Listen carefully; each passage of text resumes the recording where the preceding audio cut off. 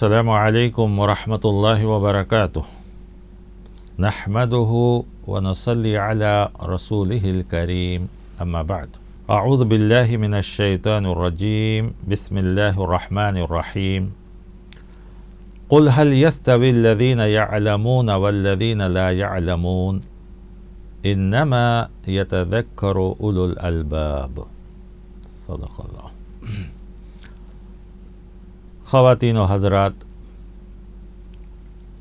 ریاض الصالحین کا جو باب آج آپ کی خدمت میں پیش کیا جا رہا ہے وہ ہے باب توقیر العلماء والکبار و اہل الفضل، کہ علماء بڑے لوگ اور صاحب فضیلت جو لوگ ہیں ان کی تعظیم کرنا، ان کی عزت کرنا، ان کی خدمت کرنا، اور اگر وہ صاحب علم، صاحب ہدایت، صاحب نصیحت تو ان سے ملنا اور ان سے دین سیکھنا، حاصل کرنا، نصیحت حاصل کرنا، یہ بھی اسلامی اخلاق میں شامل ہے۔ قرآن کریم کی جو آیت امام نووی رحمۃ اللہ علیہ لائے ہیں وہ سورہ زمر کی ہے۔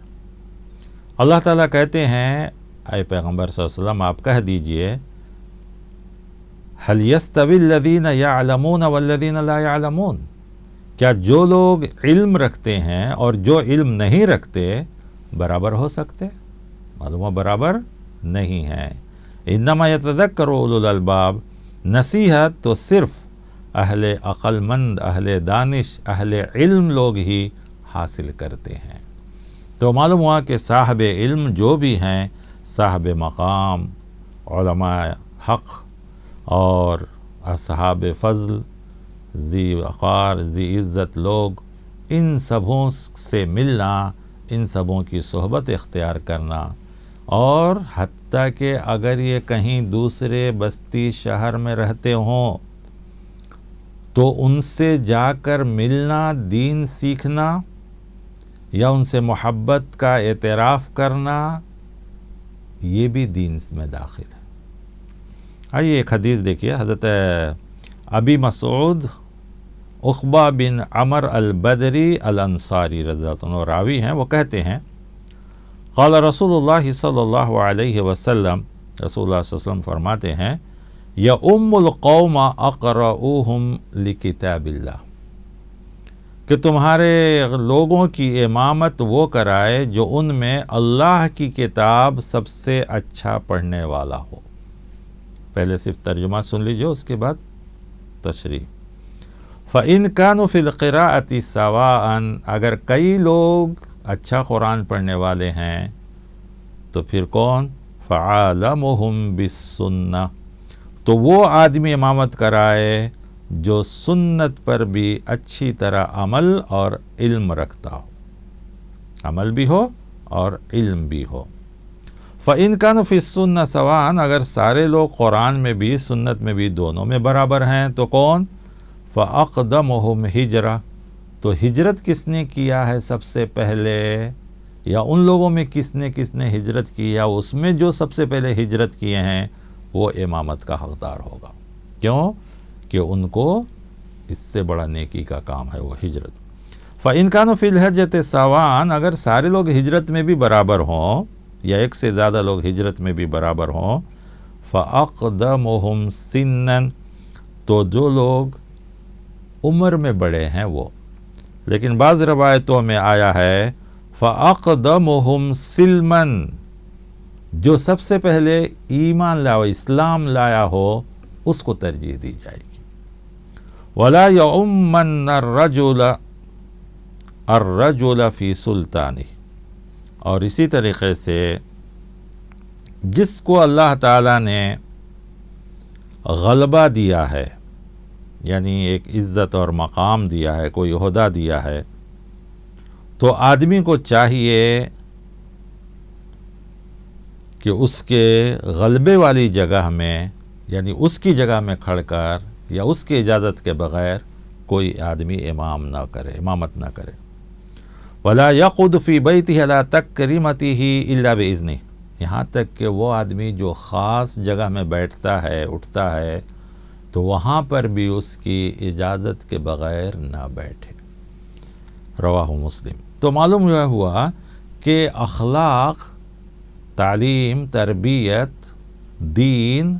یہ سب چیزیں بھی انسان کی عزت کو بڑھاتی ہیں، اور ہمیں ان کے اخلاق اور ان کی ساری چیزوں کے اعتبار سے قدر کرنی چاہیے، عزت کرنی چاہیے، تعظیم کرنی چاہیے۔ خاص کر اہل علم کی جو بتایا گیا ہے، علماء کی، یقیناً لوگ کہیں گے کہ آج تو علماء ایسے ہیں ویسے ہیں، یہ آج ہی کی بات نہیں ہے، پرانے زمانے سے بھی علماء کی دو قسمیں آ رہی ہیں، اور ہر چیز میں بھی دو قسمیں ہیں۔ اچھے بادشاہ بھی گزرے ہیں، برے بادشاہ بھی گزرے ہیں، اچھے لوگ، برے لوگ، اچھے تاجر، برے تاجر، سب جگہ ہوئے ہیں۔ لہذا علماء میں بھی شروع سے علماء حق، علماء سو، یہ شروع سے ہی آ رہے ہیں، لیکن علماء حق ہی ہیں، علماء سو ہی ہیں۔ تو یہاں جب بھی علماء کی تعظیم و تکریم کی بات آتی ہے تو اس سے مراد علماء حق، اور علماء حق وہ ہیں جن کے پاس صرف دین کا علم نہ ہو بلکہ عمل بھی ہو، جیسے کہ آیت ہے کہ هل يستوي الذين يعلمون والذين لا يعلمون انما يتذكر اولو الالباب۔ نصیحت کون حاصل کرتے ہیں؟ اہل دانش۔ تو صرف علم کافی نہیں ہے، علم کے ساتھ عمل، اخلاق، تعلیم، تربیت، تزکیہ نفس، یہ سب ہونی چاہیے، ورنہ علم تو شیطان کو بھی بہت زیادہ تھا، عام لوگوں کو بھی بہت زیادہ ہوتا ہے، اسلام کے جو دشمن ہیں ان لوگوں کو بھی بہت زیادہ علم ہے قرآن کے بارے میں، بعض لوگوں کو، اور جو رسول اللہ صلی اللہ علیہ وسلم کی سیرت پر اعتراض کرتے ہیں وہ بغیر پڑھے تو نہیں کرتے ہیں، تو علم تو ان کے پاس بھی ہے۔ لہذا صرف علم مراد نہیں ہے، علم کے ساتھ ساتھ عمل اور اخلاق مراد ہے۔ آئیے اس کے اندر اور بھی حدیثیں ہیں، ہم ذرا دیکھتے ہیں اور کیا کیا جو ہے شرائط رکھے گئے ہیں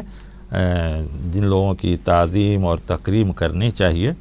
ایک اور حدیث ہے جس کے راوی ہیں حضرت عمر بن شعیب رضی اللہ تعالیٰ، قال قال رسول اللہ صلی اللہ علیہ وسلم لیس منا من لم یرحم صغیرنا۔ ہم میں سے وہ آدمی ہے ہی نہیں، ہم میں سے نہیں ہے مطلب مسلمان نہیں ہے یہ بھی ہو سکتا ہے، انسان نہیں ہے یہ بھی ہو سکتا ہے، ایمان والا نہیں ہے یہ بھی ہو سکتا ہے، کیونکہ حدیث میں کوئی خاص بات نہیں کہی گئی۔ اکثر جو حدیثیں آئی ہیں کہ بہت سی چیزوں کے لیے، تو وہاں تینوں چیزیں محدثین کہتے ہیں کہ یا تو انسانیت نہیں ہے اس کے اندر، یا ایمان نہیں ہے، یا مسلمان نہیں ہے۔ کون؟ من لم یرحم صغیرنا، جو چھوٹوں پہ رحم نہیں کرتا۔ تو معلوم ہے کہ بڑوں کے بھی حقوق ہیں، ایسا نہیں کہ صرف چھوٹے ہی بڑوں کی تعظیم کریں، عظمت کریں، عزت کریں، احترام کریں، بلکہ بڑوں کو بھی چاہیے کہ چھوٹوں پر رحم کریں، اور رحم میں تعلیم و تربیت بھی ہے، اور ان کو صحیح چیزیں سکھانا، بتلانا، یہ سب ہو۔ وَيَعْرِفْ شَرَفَ كَبِيرِنَا، اور وہ بھی ہم میں سے نہیں ہے جو بڑوں کے شرف و فضل کو نہیں پہچانتا، یعنی اس کا عزت احترام نہیں کرتا۔ یہ حدیث صحیح ہے جو ابو داؤد، ترمذی، اور ترمذی کہتے ہیں، امام ترمذی رحمۃ اللہ علیہ، حدیث حسن صحیح۔ تو معلوم یہ ہوا کہ بڑوں کا احترام بھی ہونا ہے، چھوٹوں پر رحم بھی ہونا چاہیے۔ اسی سے ملتی جلتی اور ایک حدیث ہے جس میں کہا گیا ہے انزل الناس منازلہم، کہ لوگوں کو جو ان کا مقام اور مرتبہ ہے وہاں ان کو رکھو۔ گاؤں کا سردار ہے، قبیلے کا سردار ہے، گھر کا سردار ہے، محلے کا سردار ہے، یا ملک کا سردار ہے، تو کہا گیا کہ اس کی عزت کرو، اور ان کو بھی چاہیے کہ اپنے ماتحتوں کو عزت سے رکھے۔ گویا ہر انسان ایک دوسرے انسان کی عزت کرے، اس کے مرتبہ مقام کو پہچانے، اور اس کو جو عزت ہے، جو مقام ہے، وہ اس کو عطا کرے۔ پھر اسی سے ملتی جلتی اور بھی حدیث ہے جو اسی باب میں آیا ہے کہ آدمی کو چاہیے ما اکرم شاب شیخا لسنہ الا قیض اللہ لہ من یکرمہ عند سنہ، کہ حضرت انس روایت ہے رسول اللہ صلی اللہ علیہ وسلم نے فرمایا جو نوجوان کسی بوڑھے کی اس کے بڑھاپے کی وجہ سے عزت کرتا ہے، تو اللہ تعالیٰ اس کے لیے ایسے اشخاص مقرر کر دیتا ہے، ایسے لوگوں کو مقرر فرما دیتا ہے جو اس کے بڑھاپے میں اس کی عزت کریں گے۔ تو معلوم ہوا خاص کر بوڑھے، عمر دراز، صاحب فضیلت، صاحب علم، صاحب حیثیت، صاحب مقام اور مرتبہ جو بھی ہیں، ان کی عزت کرنے کے لیے کہا گیا ہے۔ ہمیں ان کی عزت کرنی چاہیے۔ اسی طریقے سے جو اہل خیر ہیں، خواہ وہ علم کے اعتبار سے یا تقوی اور پرہیزگاری کے اعتبار سے، نیکی کے اعتبار سے، تو ان لوگوں سے جا کر ملنا، ان سے تعلقات رکھنا، ان سے ملاقات کرنا، یہ بھی شریعت کے اندر ہے، جو ایمان اور اخلاق دونوں سے تعلق رکھتا ہے۔ امام نووی رحمۃ اللہ علیہ اس سمے حضرت موسیٰ اور حضرت خضر کا ذکر کیا ہے کہ موسیٰ علیہ السلام نبی تھے، لیکن ایک صاحب علم شخص سے ملاقات کرنے کے لیے اللہ تعالیٰ نے ان کو دیا، اور موسیٰ علیہ السلام فوراً نکل پڑے ان سے ملنے کے لیے۔ تو معلوم یہ ہوا کہ ہمیں اور آپ کو صاحب علم انسان سے ملنا، نصیحت حاصل کرنا، علم حاصل کرنا اور اس کے لیے جانا، یہ بھی جو ہے اسلام اور اخلاق سے تعلق رکھتا ہے۔ ایک ام المومنین ہے جو معاف کیجئے ام ایمن، جو آپ صلی اللہ علیہ وسلم کی خدمت بھی کی تھیں بچپن میں، اور یہ آپ کے والد کے گھر میں رہ کر کے خدمت کرتی تھی۔ ان کے انتقال کے بعد آپ وہیں رہ گئیں، آپ صلی اللہ علیہ وسلم پیدا ہوئے تو آپ کی انہوں نے خدمت بھی کی۔ تو ایک بار جب آپ صلی اللہ علیہ وسلم کے انتقال کی خبر انہوں نے سنا تو رونا شروع کر دی۔ تو لوگوں نے کہا کیوں رو رہی ہو؟ کیا تمہیں کچھ ایسی چیز معلوم ہو گئی ہے؟ انہوں نے کہا نہیں، میں اس لیے رو رہی ہوں کہ آپ صلی اللہ علیہ وسلم کے جانے کا غم ہے تو ہے ہی ہے، ساتھ ہی ساتھ یہ ہے کہ اب وحی آنا بند ہو گئی۔ تو گویا ان کو وحی، قرآن کا نازل ہونا، قرآن سیکھنا، قرآن پڑھنا، اور آپ صلی اللہ علیہ وسلم جو اس چیز کا معنی مطالب بیان کرتے تھے، ان سب چیزوں سے محبت تھی، علم سے محبت۔ اب یہ چیز چونکہ بند ہو گیا تو انہوں نے اس کے اوپر افسوس کیا اور اس کی وجہ سے وہ رونا شروع کر دیں۔ تو معلوم ہوا کہ علم اور صاحب علم دونوں کا عزت اور احترام کرنا بھی شریعت کے اندر درست ہے۔ حضرت ابو ہریرہ راوی ہیں، وہ روایت کر رہے ہیں کہ ایک آدمی کسی دوسری بستی میں اپنے بھائی کی زیارت کے لیے جا رہا تھا، اپنے بھائی سے ملنے کے لیے۔ تو جب یہ آدمی جا رہا تھا تو راستے میں ایک فرشتہ انسان کی شکل میں اس سے آیا اور اس سے ملاقات کیا اور پوچھا تم کہاں جا رہے ہو؟ تو اس نے کہا کہ فلاں بستی میں میرا بھائی رہتا ہے، میں اس سے ملنے کے لیے جا رہا ہوں۔ تو فرشتے نے پوچھا حل لک علیہ من نعمت تربها علیہ، کیا اس نے تمہارے ساتھ کوئی بھلائی کیا تھا جس کی وجہ سے تم اس کے پاس جا رہے ہو؟ اس نے تمہارے ساتھ کوئی بھلائی احسان کیا کہ اس کا بدلہ یا اس کی وجہ سے تم اس سے ملنے کے لیے جا رہے ہو؟ اس آدمی کہا لا، غیر انی احببتہ فی اللہ تعالی، بس اللہ کی محبت کے لیے کہ میرا بھائی ہے، میرا رشتہ ہے، اور اللہ تعالیٰ نے کہا ہے کہ رشتوں کو جوڑ کے رکھو، اس لیے میں اس سے ملنے کے لیے جا رہا ہوں۔ تو فرشتوں نے کہا فإنی رسول اللہ الیک، میں اللہ کی طرف سے ایک قاصد بن کر تیرے پاس آیا ہوں، بِأَنَّ اللَّهَ قَدْ أَحَبَّكَ كَمَا أَحْبَبْتَهُ فِي، اس لیے کہ اللہ تعالیٰ تجھ سے اتنا ہی محبت کر رہے ہیں جتنا تو اپنے بھائی سے محبت کر رہا ہے اللہ کے لیے۔ تو معلوم ہوا کہ اللہ کے واسطے صاحب علم، صاحب رشتہ دار، صاحب حیثیت، ان لوگوں سے دوستی رکھنا یہ جو ہے ایمان اور ہمارے فائدے کی دلیل ہے۔ اسی میں ایک اور بہت مشہور حدیث ہے، حضرت ابو موسیٰ اشعری رضی اللہ عنہ راوی ہیں، کہتے ہیں کہ نبی کریم صلی اللہ علیہ وسلم نے فرمایا انما مثل الجلیس صالح و جلیس السوء، کہ آدمی ایک نیک آدمی کے ساتھ بیٹھتا ہے اور ایک برے آدمی کے ساتھ بیٹھتا ہے، دونوں کی مثال ایسی ہے جیسے کحامل المسک و نافخ الکیر، ان دونوں کی دوستی کی مثال یعنی اچھے اور برے کی ایسی مثال ہے کہ ایک آدمی دوستی ایسے آدمی سے کر رہا ہے جو مشک بیچتا ہے، خوشبو بیچتا ہے یا خوشبو لے کے جا رہا ہے، اور دوسرا آدمی وہ ہے جو کیر یعنی بھٹی، جس آگ میں آگ جلا کر جس میں لوہے کو گرم کیا جاتا ہے اس کو بھٹی کہا جاتا ہے، تو اس آدمی سے دوستی کرتا ہے۔ آپ فرماتے ہیں فحامل المسک، مشک اٹھانے والا، مشک بیچنے والا، عطر بیچنے والا، خوشبو بیچنے والا، اما ان یحذیک و اما ان تبتاع منہ و اما ان تجد منہ ریحا طیبۃ، مشک بیچنے والے کے ساتھ بیٹھو گے تو ہو سکتا ہے کہ یا تو وہ تم کو خوشبو دے تحفے میں، یا تم اس سے خریدو، اور اگر یہ دونوں نہ بھی ہو تو کم سے کم جب تک اس کے پاس بیٹھے رہو گے مشک کی خوشبو تم کو ملے گی۔ لیکن جو آدمی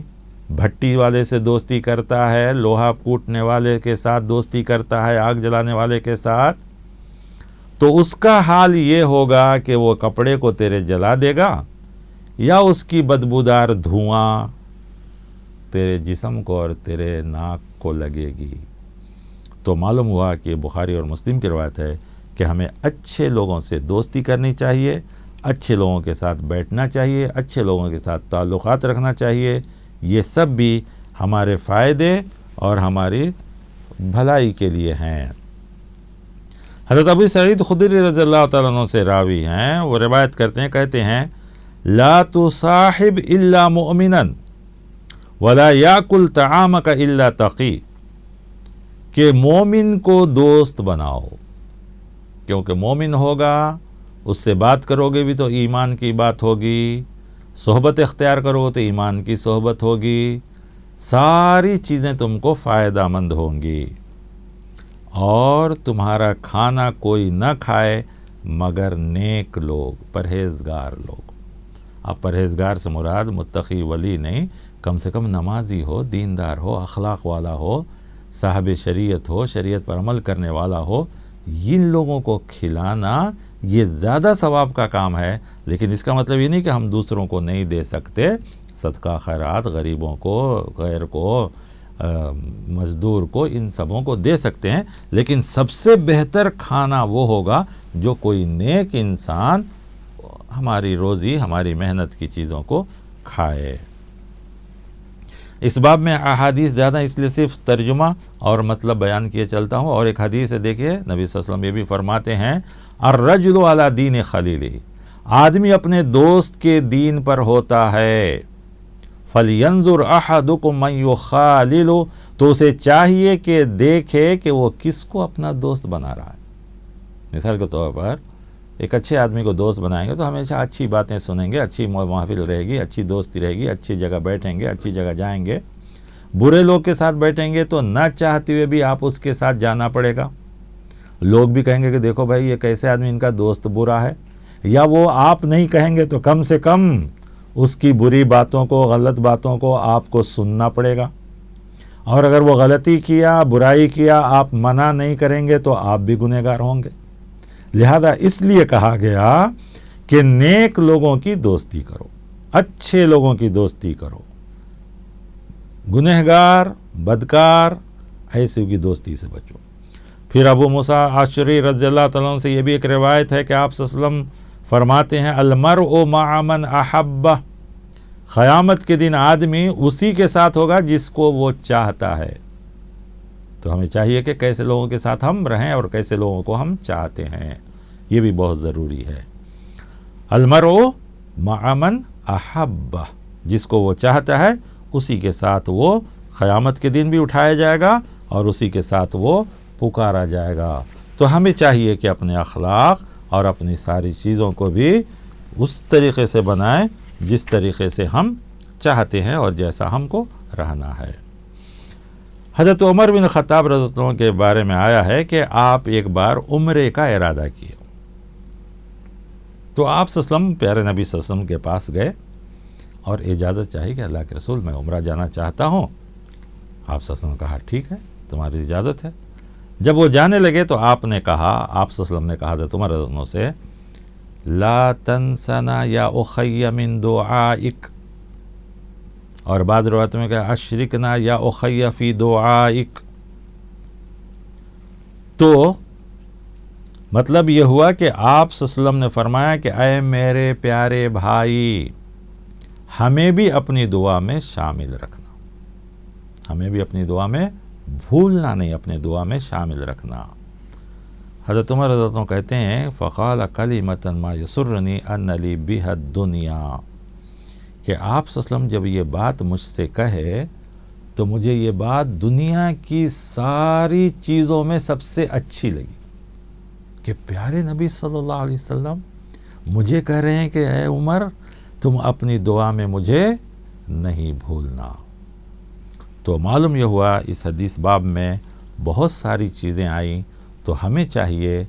کہ ایمان کا تقاضا یہ ہے کہ اچھے لوگوں کے ساتھ پہلے ان کی تعظیم کریں، صاحب علم کی، صاحب عمل کی، نیک لوگوں کی، اور اگر ایسے لوگ کہیں دور دراز رہتے ہیں تو ان سے ملنا، ان کے ساتھ بیٹھنا، یہ بھی درست ہے. پھر اس کے بعد رشتہ دار وغیرہ بھی اگر دور ہیں تو صرف رشتہ داری کا حق ادا کرنے کے لیے اگر ہم ملنے جاتے ہیں محض اللہ کے حکم کی وجہ سے، تو اللہ تعالیٰ بھی ایسے لوگوں کو چاہتا ہے، محبت کرتا ہے. پھر اس کے بعد جو بہم بات بتائی گئی کہ دیکھو دنیا میں جیسے لوگوں کے ساتھ رہو گے آخرت میں بھی ویسے لوگوں کے ساتھ رہو گے، یا اچھے لوگوں کی صحبت میں رہو گے تو ہمیشہ اچھی باتیں ملیں گی، برے لوگوں کی صحبت میں رہو گے تو بری باتیں ملیں گی. آپ گرچہ کہ نیک ہوں گے، اچھے ہوں گے، لیکن کبھی کبھی مجبوری کی وجہ سے ان کی غلط باتیں اور ان کی غلط چیزیں آپ کو سننی پڑیں گی، اور آپ کو وہ اگر نہ چاہتے ہوئے بھی ان کی ہاں میں ہاں ملانا، یا اپنے کان اور آنکھ کو گناہوں سے بھرپور کریں گے. اس لیے بہتر ہے کہ صحبت بھی اچھی ہو. اور پیارے نبی صلی اللہ علیہ وسلم نے بڑی بہترین مثال دی کہ مشک بیچنے والے، عطر بیچنے والوں سے ساتھ رہیں گے تو اگر نہ بھی خریدیں گے، وہ نہ بھی دیا تو کم سے کم خوشبو ملے گی. جبکہ بھٹی آگ تپانے والے کے پاس جائیں گے تو آپ کو دھواں، غلاظت، گندگی، یہی چیزیں ملے گی. تو یہ ایک اچھے سوسائٹی، ایک اچھے معاشرے کے لیے، ایک اچھے دوستی کے لیے، ایک اچھی زندگی گزارنے کے لیے بھی یہ سب باتیں آئی ہیں. اللہ تعالیٰ سے دعا ہے کہ اللہ تعالیٰ مجھے، آپ کو، ہر نوجوان کو خاص کر، اور بڑوں کو بھی، بڑوں کو چاہیے کہ چھوٹوں پر رحم کرے، چھوٹوں کو چاہیے بڑوں کی تعظیم کریں، خاص کر صاحب علم کی، صاحب مرتبہ مقام کی، اور ہر آدمی کو چاہیے کہ ایک دوسرے کی عزت کرے اور دوستی کرے، تو اچھے لوگوں کے ساتھ دوستی کرے. اللہ ہم سب کو اس پر عمل کرنے کی توفیق عطا فرمائے. وصلی اللہ علی النبی وعلی آلہ وصحبہ اجمعین. آمین برحمتک یا ارحم الراحمین.